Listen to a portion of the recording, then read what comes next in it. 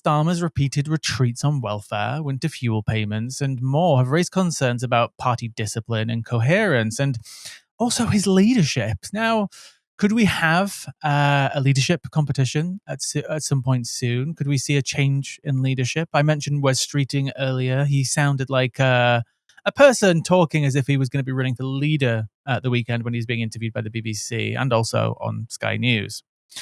Curtis, what do we make of the latest rebellion, the changes, the two-tier system specifically?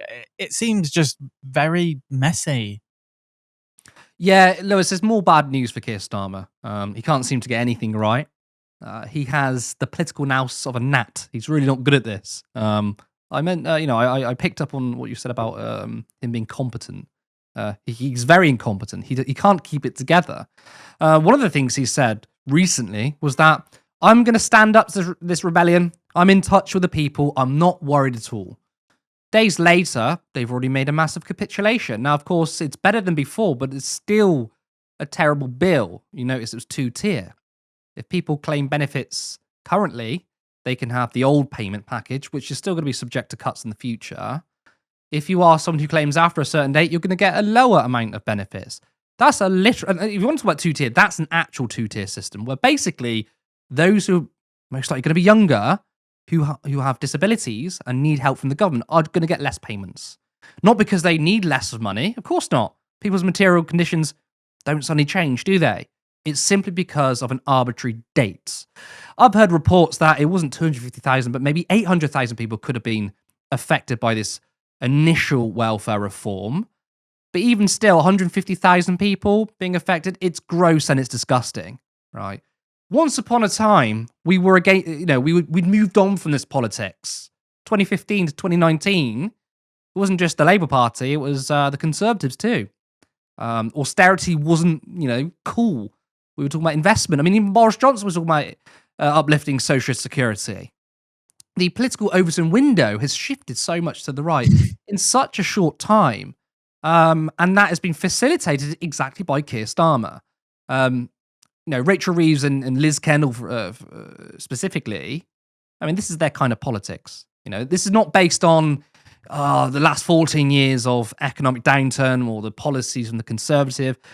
It's not about this 20 billion black hole they talked about. Nothing to do with that, because you can find statements from 2013 of Liz Kendall saying we should cut harder welfare, cut more on welfare than the Conservatives.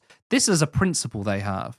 But it's bad news for Keir Starmer because it shows, one, a rebellion within inside the Labour Party, but also, two, it's not a popular policy.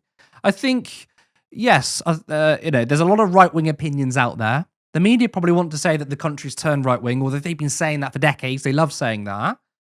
But cutting benefits isn't, popular with the Reform Party. In fact, a recent poll came out that showed, in fact, they were the second most likely group of people who opposed it, from the Greens. I mean, the Greens were obviously the most likely Green voters, most likely going to oppose this. Reform was second in that, right? And you would think, well, surely these are economically right-wingers. They're not. I think they're, can be convinced to be quite left-wing on economic policy. Obviously, immigration and social issues sort of moves them to the right. So this is, once again, a poor political calculation from Keir Starmer. And then, of course, questions arise of who's going to replace him. I think Wes Streeting is the most likely man. I don't think it's going to be likely it's Rachel Reeves, because why would it? Because she's part of that unpopular package. People dislike Rachel Reeves just as much as Keir Starmer. She's a terrible chancellor. I think we could all see that, and she's hated by both the left and the right. So is Keir Starmer. So Rachel Reeves wouldn't be a good shout. She's also completely devoid of charisma. Not that I think Wes Streeting has much either. I mean, there's a huge lack of talent inside the Labour Party, because that's what happens when you try and pull people from the briefcase wing of the party, when you try and get everyone to look and sound like Keir Starmer. It has no talent. So I think Wes Streeting is gearing this up. He's wanted to be leader. He's wanted to be Prime Minister for a very, very long time.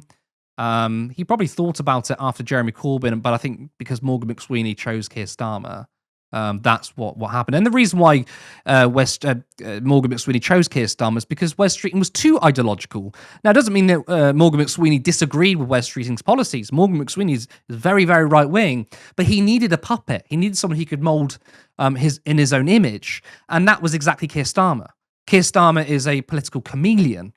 He's devoid of any principles, whereas at least Wes Streeting, well, I wouldn't say principles, probably not the right characterization, but he's firm in his beliefs of privatising the NHS, for example. So I think he wasn't the best suitable candidate that Morgan McSweeney wanted. But of course, it looks like Morgan McSweeney is losing his power inside the Labour Party too.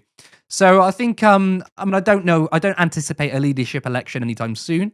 I think the Labour Party will want to avoid that because it makes them look weak. I mean, only being in government, well, it's 1 year this Friday, actually, that they have a leadership election. That's really not good for the brand image. However, some might argue, get it done now rather than 2-3 years' time where there's a general election looming. There is also the question of like, what will people remember, right? Because we do this all day, every day. We're consumed with this news, and it's up to us to regularly remind people of the record of every party, whether it's good or bad, right? So we remember these things. The people watching right now probably remember a lot of the bad things that Labour have done, but how many voters who are casual voters, perhaps, still care about the clothing scandal from the beginning of Labour almost a year ago now, right? And I do just wonder about how people will remember what's happening now in 3 to 4 years, because the general population do have a short-term memory. I think they will, Lewis. I think they will remember. It's not necessarily that they can pull out the exact details of what happened with Wahid Ali, right? But it's a combination of things happening over time, which makes the image of Keir Starmer look bad, right? Majority of people, I mean, I can't actually think off the top of my head how much money or how much the clothes that were gifted to Starmer and his wife were worth. Sabrina Carpenter tickets. And the Sabrina Carpenter tickets, right? Taylor Swift tickets. But what people will remember is the fact that Keir Starmer was corrupt, and we had people in his cabinet who were corrupt. People remember these sorts of things. I mean, you still have people talking about Gordon Brown selling off the gold reserves, right?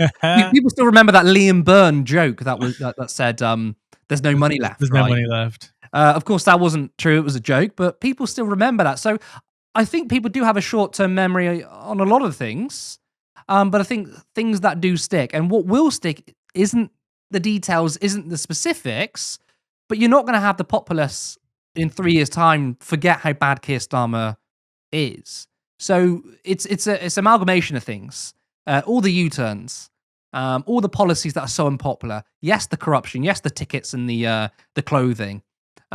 Farmers going on strike. Okay, I mean, I actually support the policy of what Keir Starmer's doing. LGBTQ community as well. And of course, yes, when it comes to social issues, maybe not for the right, but progressives, those on the left who remember are absolutely disgusted with the Labour Party, who are going to the Lib Dems and the Greens, they're not going to forgive him either. So I also believe, I mean, maybe this is me just being completely naive now, but I do believe that it seems like anyway that more and more people are becoming more politically engaged.